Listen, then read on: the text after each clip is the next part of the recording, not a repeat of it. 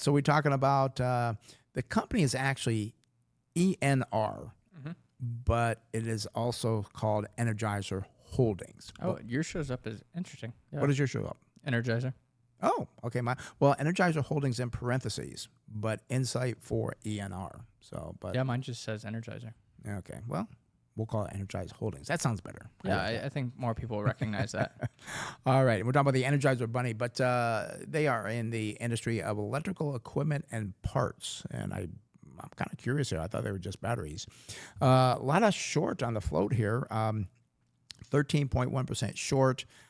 We do see that the PE ratio looks very good, 5.5, about half the industry at a 10.3. Price of sales, very good, zero point 0.4 versus 3.2. Price of book value is 7.3 versus 5.6. These are valuation ratios. You do want them lower than the industry average. However, price of cash looks great at 8.9 versus 23.9. And then the PEG ratio tells you the price earnings divided by growth, what you're paying for the future growth. Very good for Energizer Holdings, 0.5 versus 124 for the industry. Now, over the past year, the earnings are up 535 or 38.5%. The industry was down 21, but I think there had to be some accounting things there or a terrible previous year.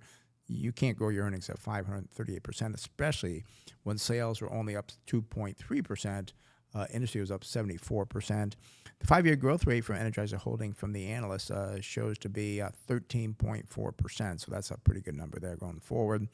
They pay a nice dividend here, 6.6%, and will only use 35.6% of the earnings to pay that out. Now, when you look at the free cash flow payout ratio, not quite as good, 136%, but a payout ratio of 36%, pretty good. So I'm kind of liking what maybe we see here, but let me turn the balance sheet, see if there's a problem here. Oh, yep, here it is. Here's a problem.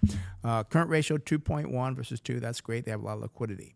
Debt to equity 20.8 versus 0.6. That means their debt is 21 times the value of their equity. So I'll look at the balance sheet. Maybe I look at a couple other things, see if I can figure something out there. Intangible assets are high at 41.1%. Let's see. Net profit margin looks good, 8.1 versus 7.5. Return on equity, and here, this could be why the debt to equity is so high.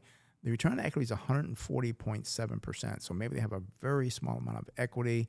Return on invested capital looks more reasonable at 10.2%. Free cash flow, not very good. It's only $63 million. The industry is at $3.9 billion. What do you got going for it, Jace? Yeah, I was just kind of surprised by this on Energizer Holdings, and I think the reason it's not just Energizer is they do have different things. I mean, they have Rayovac, which is another battery company. Yeah. I remember seeing them.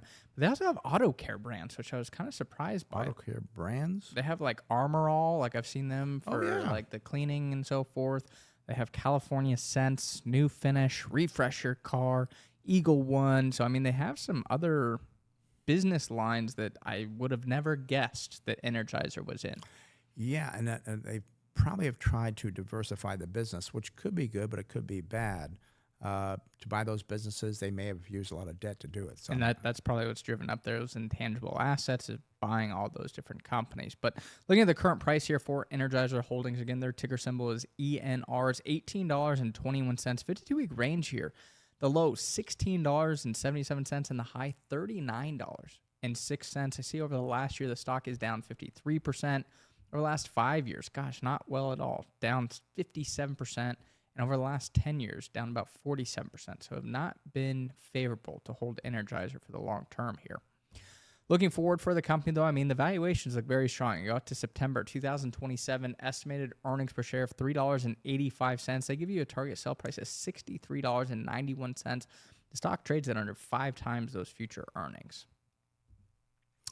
I'm looking at the balance sheet right here. That's why I'm kind of pausing and trying to figure this out. It probably takes a little more research because the debt doesn't look bad. The debt's $3.5 billion. That's the same as it was 2022. It went down a little bit after that, but again, about the same as it was about 4 or 5 years ago. The problem appears to be in the equity. They only have $170 million in equity, which is higher than back in 2022 at 131 million. But the problem that we have is that, your assets minus liabilities gives you your shareholders' equity. Also, their liabilities are pretty high. The liabilities are about $4.4 billion, most of which is debt. So but they seem to have great cash flow. Then they can service the debt. I want to buy this company, but I got a little bit nervous when you're talking about the different brands they have, which can kind of mean sometimes a company gets too diversified and they can't control the business. Maybe that's happening here. I'm gonna look at the cash flow. Well, it's just odd. I mean, I kind of pulled this up. The batteries and lights occupy about $2.3 billion worth So of battery- revenue. battery Batteries, and- they do lights too. like light bulbs or light LED. I don't know. It just says lights. Okay. All right. Yeah. But then auto care is 620 million. So it's like, why would you even get into auto care? And you're not specialized in that. Yeah. So I think that was a mistake. And I mean, the only thing I'm not sure of is, battery usage. Is that going up or down? Me personally, I know I used to use a lot more batteries because I played video games and I had to change out my controller all the time. And I'm like, I can't even remember the last time I bought batteries. Well, I know my wife, Christina, she's actually decorating the house, and a lot of things you buy now, the lights, they work by battery. So she went to Costco and bought a big thing of AAA and AA because now some holiday lights, they don't plug them in the wall anymore. They just do by battery. So I don't know. Maybe battery usage is going up. I don't know. I don't know, but I don't like the cash flow of the company either. It's like $147 million. So as much as I want to like this company, I just can't. Yeah, too many concerns there. So Yeah, it's definitely a disappointment.